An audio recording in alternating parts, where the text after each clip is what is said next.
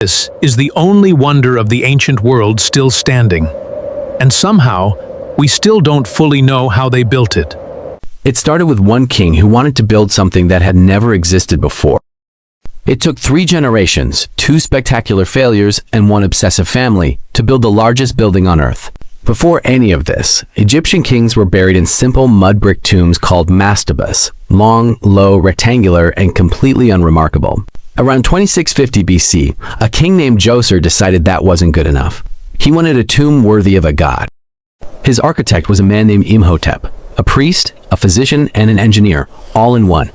He had a radical idea: build a tomb out of solid stone instead of mud brick. He started with 1 stone platform. Then he had an idea. What if he stacked a smaller one on top, then another, and another? 6 layers high, 62 meters tall.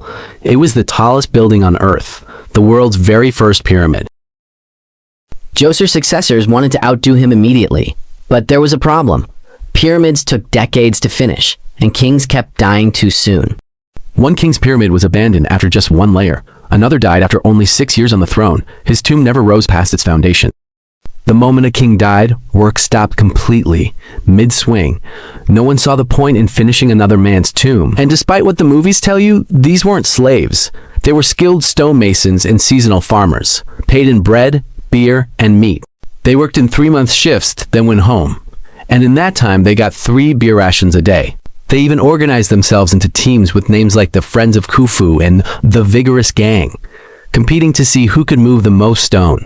One king, Sneferu, wanted something no one had ever built, a pyramid with smooth, sloping sides instead of steps. His first attempt began to collapse before it was even finished, the entire outer casing sliding off in an avalanche of stone. His second attempt started sinking into soft ground halfway up, so partway through construction, his builders changed the angle, giving it a strange bent shape.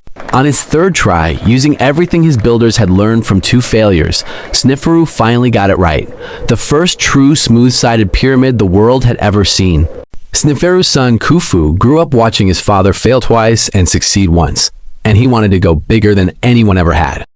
Limestone was hauled across the Nile from quarries at Tura. Granite for the burial chamber came all the way from Aswan, nearly 1,000 kilometers south. 2.3 million blocks of stone, 6 million tons, built with such precision that it lines up almost perfectly with true north.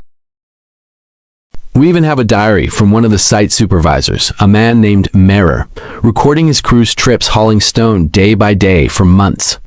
It took about 23 years. When it was finished, it was the tallest building on Earth, and it would stay that way for almost 4,000 years. Centuries later, a medieval traveler named al-Baghdadi stood at its base and wrote that his sight faltered just trying to take it all in. The only surviving statue of Khufu, the man behind the largest pyramid ever built, is smaller than your hand. 3 generations, 3 failures, 1 obsession that finally worked, and a monument still standing 5,000 years later. That's not luck, that's engineering. Thanks for watching. Subscribe to Lost Civilizations and uncover the stories time tried to erase.